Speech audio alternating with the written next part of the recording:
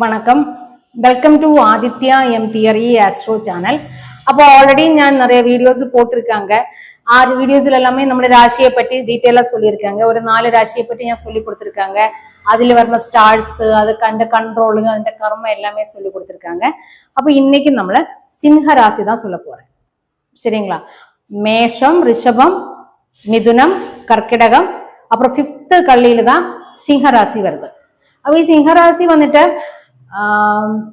അതിന്റെ കർമ്മ വന്നിട്ട് സൂര്യൻ കർമ്മ தான். അപ്പൊ ഞാൻ ഡീറ്റെയിൽ சொல்லித்தரேன்.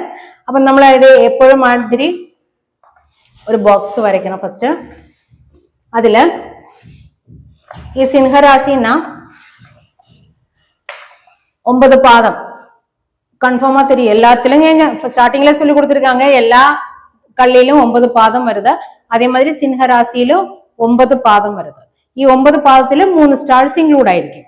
அது ஆல்ரெடி எல்லாருக்குமே தெரியும். அப்ப 3 ஸ்டார்ஸ் என்னன்னு இன்னைக்கு பார்க்கலாம். அப்ப ஃபர்ஸ்ட் ஸ்டார் வந்துட்டு இதுக்குள்ள வரைக்கும்னா ஃபர்ஸ்ட் ஸ்டார் வந்துட்டு மகம், மகம். செகண்ட் வந்துட்டு பூரம்,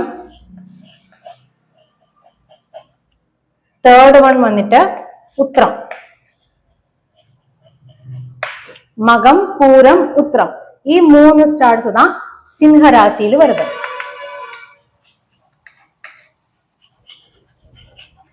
சரிங்களா? சிங்க ராசியில வருது.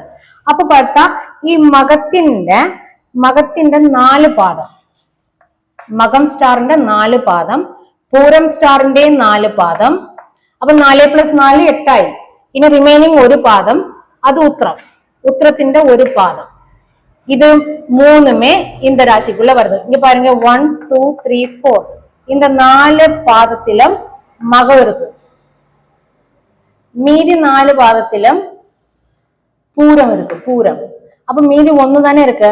ഈ 1ല് தான் ഉത്രം வருது. അപ്പൊ ഈ 3 സ്റ്റാർസിന്റെ 9 പാദവും ഈ സിംഹരാശിക്കുള്ള വരുത്. ഓക്കേங்களா?